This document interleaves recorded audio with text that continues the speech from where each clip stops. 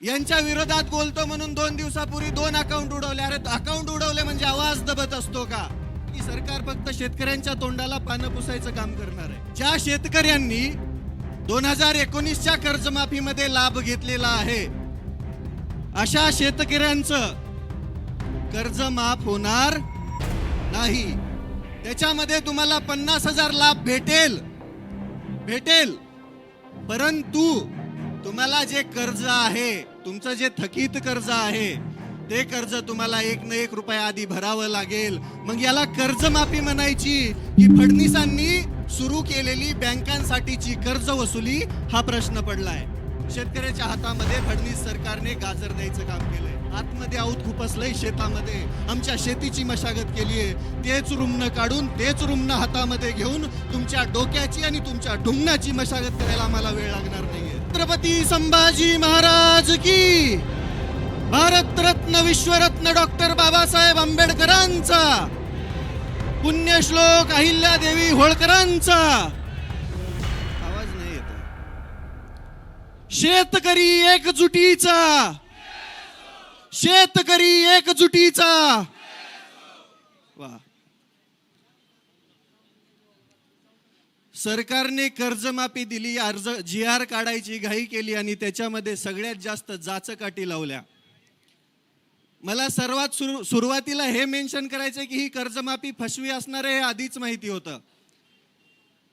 जेव्हा काही दिवसांपूर्वी शेतकऱ्यांच्या नावाने आंदोलन झालं आणि मुंबईला बोलून त्याच्यामध्ये काही झालं, त्यावेळेसच समजलं होतं की सरकार फक्त शेतकऱ्यांच्या तोंडाला पानं पुसायचं काम करणार आहे.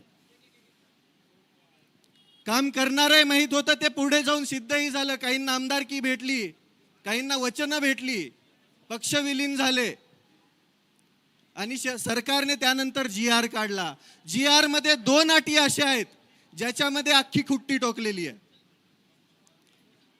ज्या शेतकऱ्यांनी 2019च्या कर्जमाफीमध्ये लाभ घेतलेला आहे अशा शेतकऱ्यांचं कर्ज माफ होणार नाही. त्याच्यामध्ये तुम्हाला 50,000 लाभ भेटेल, परंतु तुम्हाला जे कर्ज आहे, तुमचं जे थकीत कर्ज आहे, ते कर्ज तुम्हाला 1 ना 1 रुपया आधी भरावं लागेल. मग याला कर्जमाफी म्हणायची की फडणवीसांनी सुरू केलेली बँकांसाठीची कर्ज वसुली, हा प्रश्न पडलाय. दुसऱ्यामध्ये बी सेम तीच अट आहे. काहीच नाहीये याच्यामध्ये. महाराष्ट्रातील जवळजवळ 36 लाख शेतकऱ्यांचं नुकसान होणार आहे. मग कर्जमाफी द्यायचीच होती तर सरसकट द्यायची ना, ढोंग कशाला करायचं? जर तुम्हाला शेतकऱ्यांचा एवढाच कळवळ आहे तर सरसकट द्यायची. पण नाही, आजपर्यंत तुम्ही 2014 पासून बघत आलेला आहात. समित्या आणि निकषांमध्ये सरकार फसलेलं आहे. मागच्या 10 ते 12 वर्षामध्ये जेवढं काही सरकार आली त्याच्यामध्ये मध्ये एक कर्जमाफी झाली, त्याच्यामध्ये सरसकट दिली होती. पण यांनी 2 कर्जमाफ्या दिल्या. त्या 2 कर्जमाफ्यामध्ये फक्त निकष लावलेले, तर त्याच्यामध्ये दुसरं काहीच नाहीये. या निकषांमध्ये शेतकऱ्याला कोणतीही कर्जमाफी भेटत नाहीये. माझ्या वडिलांच्या नावावरती 35,000 रुपयाची सोसायटी आहे. मागच्या वेळेस बी तो 50,000चा लाभ भेटला नाही, यावेळेस बी भेटणार नाही.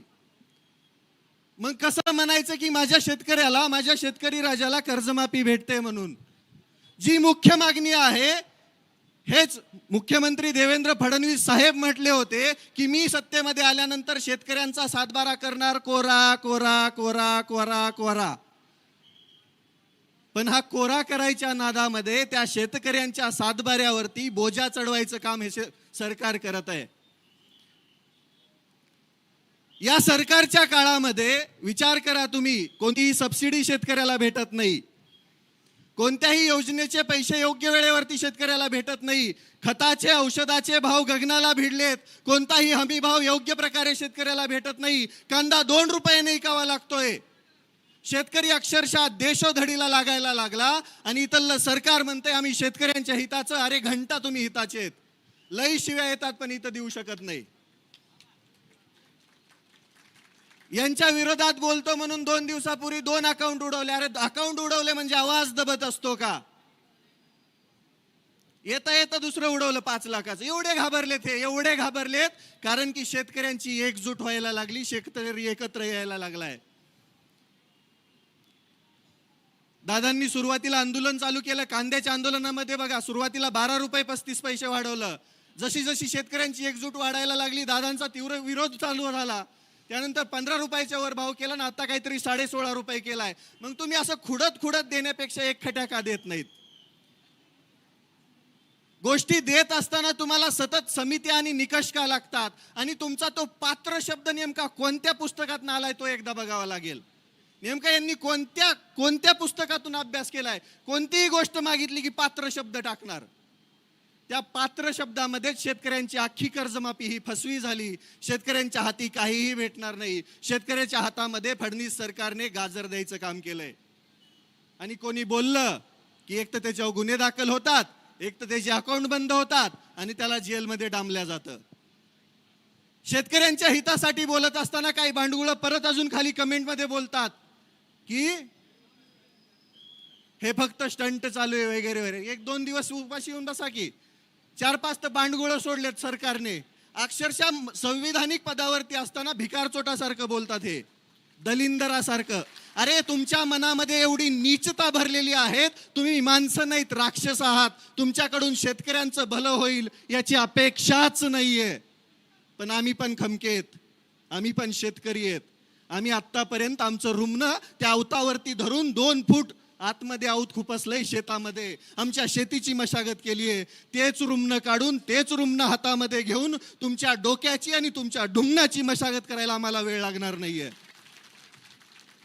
आमच्या आसुडाचा आवाज ऐकला तर तुमच्या कानातून रगात निघल. त्यामुळं सुधरा. या 2 अटी मागे घ्या. सर्वसामान्य शेतकऱ्याला कर्जमाफीचा लाभ भेटू द्या. बँकांचे वसुली एजंट असल्यासारखं वागू नका, अन्यथा याचे परिणाम संपूर्ण महाराष्ट्रभर दिसतील. आज ही वज्रमूठ एवढी मोठी होईल की या वज्रमुठीने तुमच्या डोक्यावरती प्रहार केला तर कुठे पाताळाला जाताल समजणार पण नाही. अरे यांना लाजा वाटायला पाहिजेत. देत असताना जरा नीट तरी द्यायचं ना. निकष लावून द्यायचंय तर द्यायचं ढोंग कशाला करायचं? मतांपुरता शेतकरी लय महान असतो यांच्या नजरेमध्ये. पण मतं भेटली, सरकार आलं, सत्तेमध्ये बसले, ढुंगणाखाली खुर्ची भेटली की झालं, शेतकऱ्यांचा विसर पडला. कर्जमाफीचं गुऱ्हाळ मागचं 1 वर्ष चालू आहे माहितीये. आता GR काढलाय. GR काढताना म्हणले की आचारसंहिता झाल्यावर. मग GR बी आचारसंहिता झाल्यावरच काढायचं ना. म्हणजे प्रत्येक वेळेस फक्त फसवायचं.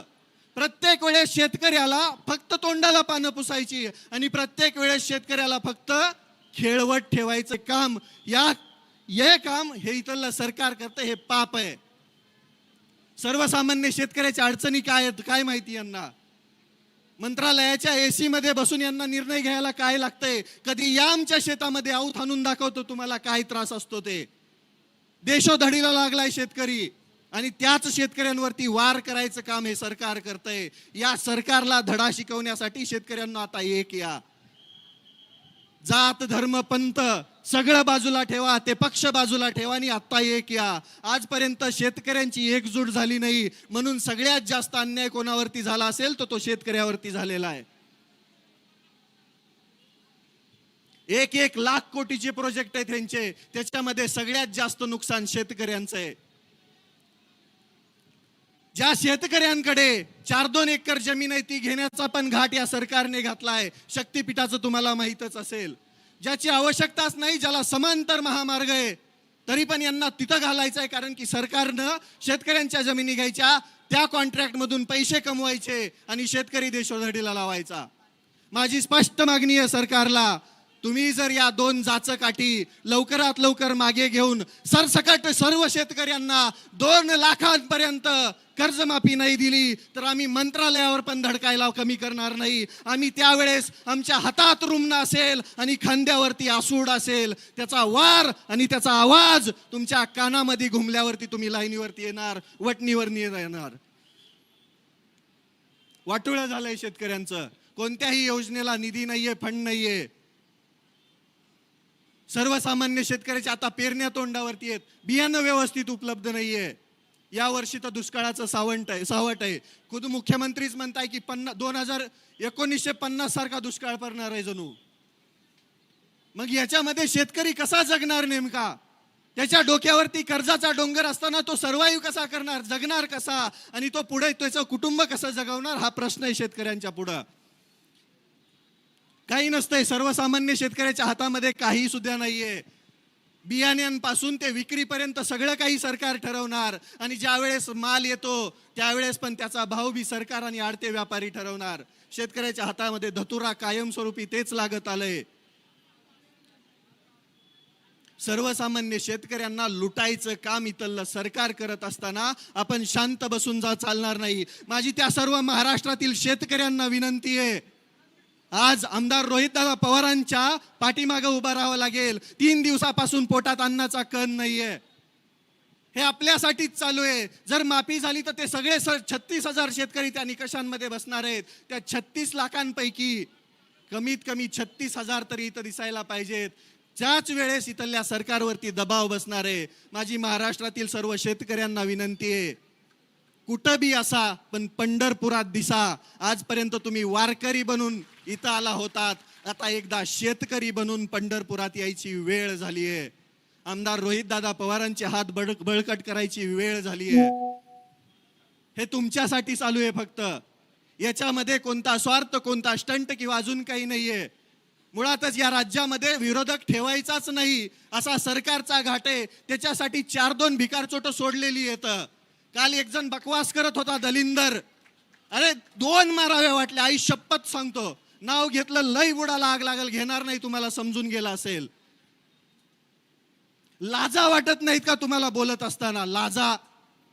अरे जनाची नाही मनाची तरी ठेवा ना. कोणीतरी शेतकऱ्यांसाठी लढत असताना तो स्टंट कसा असू शकतो?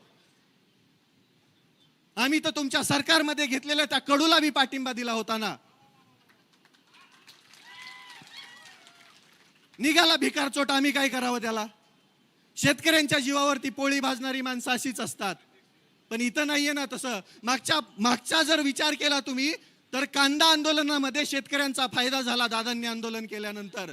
मग या आंदोलनाचा पण फायदा शेतकऱ्यांना होणार आहे हा विश्वास आहे आम्हाला. आणि आम्हाला माहिती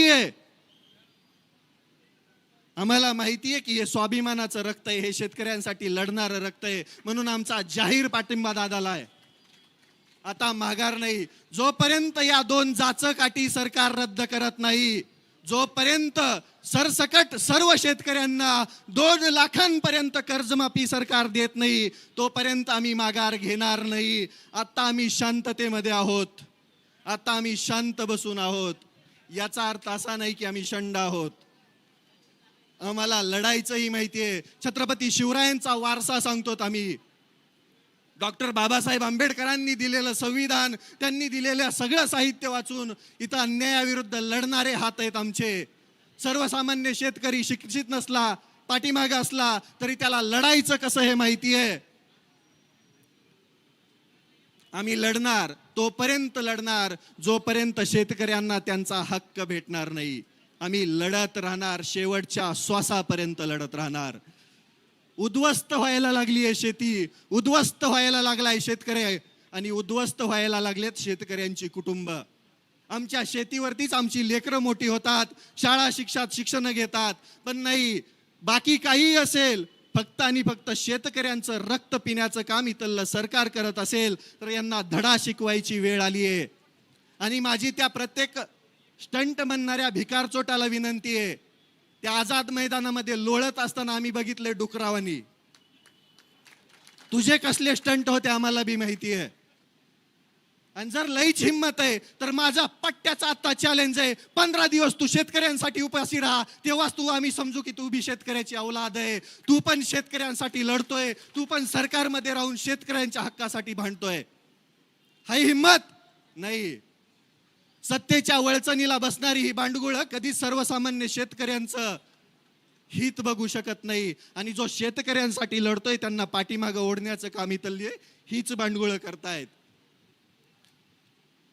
अजून एक होतं, मंत्री झालंय पाठीमागून येऊन समजलं असेल, म्हणे शेतकऱ्यांच्या नावाने वोट बँक. अरे वोट बँक तर तुम्ही चोरली शेतकऱ्यांची, शेतकऱ्यांना खोटी आश्वासनं देऊन.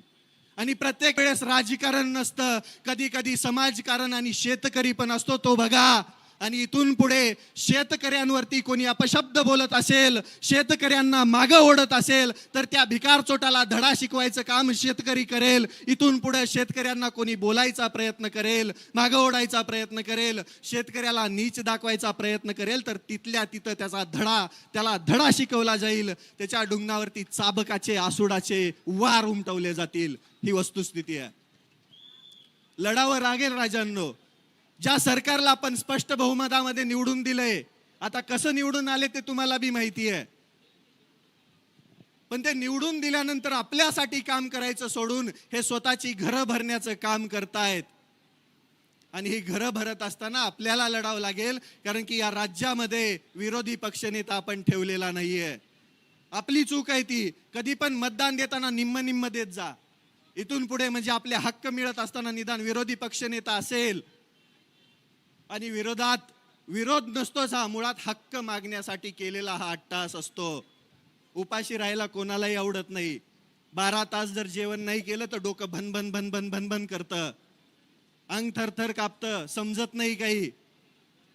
त्या परिस्थितीमध्ये जर कोणी उपोषण करतंय तर त्याला पाठबळ देणं आपलं काम आहे. माझा स्पष्ट शब्दामध्ये या सरकारला इशारा आहे, तुम्ही लवकर वटणीवरती या, नाहीतर आम्ही या पंढरपुरातून तुमच्या मंत्रालयामध्ये यायला वेळ लावणार नाहीत. आणि त्यावेळेस 1-2 नाही, 1 शेतकरी लाख शेतकरी असेल, त्यावेळेस तुम्हाला खरं समजेल शेतकऱ्यांची ताकद. शेतकऱ्यांसाठी लढत असताना सगळ्यात जास्त त्रास हा सरकारच सर्वसामान्यांना देत आहे. तुम्ही तर बघितलं, आता मी तुम्हाला दिसत नसेल कुठं, पण तुमच्या हृदयावरती नाव कोरलेलं आहे. ओळखता ना सगळे? सकाळी सकाळी 5 लाखाचं उडवलं, काय फरक पडणार त्याने? काय फरक पडणार सांगा ना?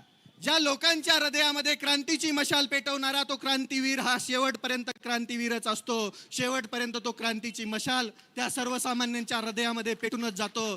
त्याच कर्जमाफी, फसव्या कर्जमाफीच्या विरोधामध्ये क्रांतीची मशाल आमदार रोहितदादा पवारांनी पेटवायचं काम केलंय. आमचा त्यांना जाहीर पाठिंबा आहे. तुम्ही सर्वजण कायमस्वरूपी, जोपर्यंत या जाचक अटी रद्द होत नाहीत तोपर्यंत आम्ही इथून हलणार नाही. आता आम्ही माघार घेणार नाही. आणि तुम्हाला वाटत असेल इग्नोर करताल, तर इथून पुढे महाराष्ट्रातील त्या चौकामध्ये त्या प्रत्येक शेतकऱ्याने जमायचंय आणि इथल्या सरकारला धडा शिकवण्यासाठी, इथल्या व्यवस्थेला धडा शिकवण्यासाठी प्रशासनाला निवेदन देऊन त्या प्रत्येक ठिकाणी आंदोलन करायचंय. तुम्ही पंढरपूरला येऊ शकत नाहीयेत ना, तर महाराष्ट्रातल्या कोणत्याही कोपऱ्यामध्ये तिथून आंदोलन करा आणि आमदार रोहितदादा पवारांना पाठिंबा द्या. त्याच्यामध्येच तुमची लढाई यशस्वी होईल आणि तुम्हाला तुमचा हक्क, तुम्ही मागितलेली कर्जमाफी भेटण्याचं काम होणार आहे. त्यामुळे एकत्र या, लढा. एकत्र आलात तरच आपल्याला आपला हक्क भेटणार आहे.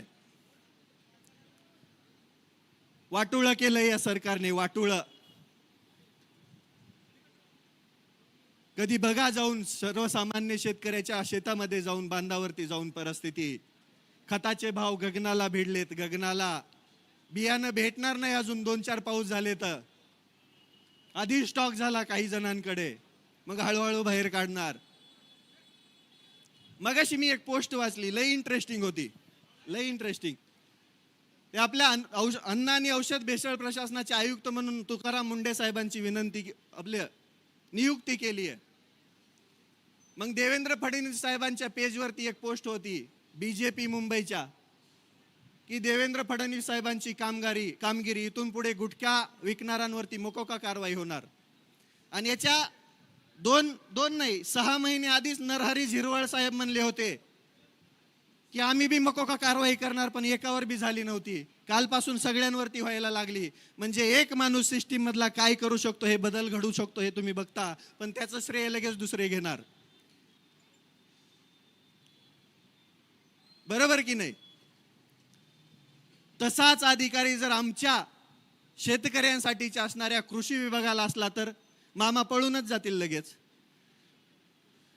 बरोबर की नाही?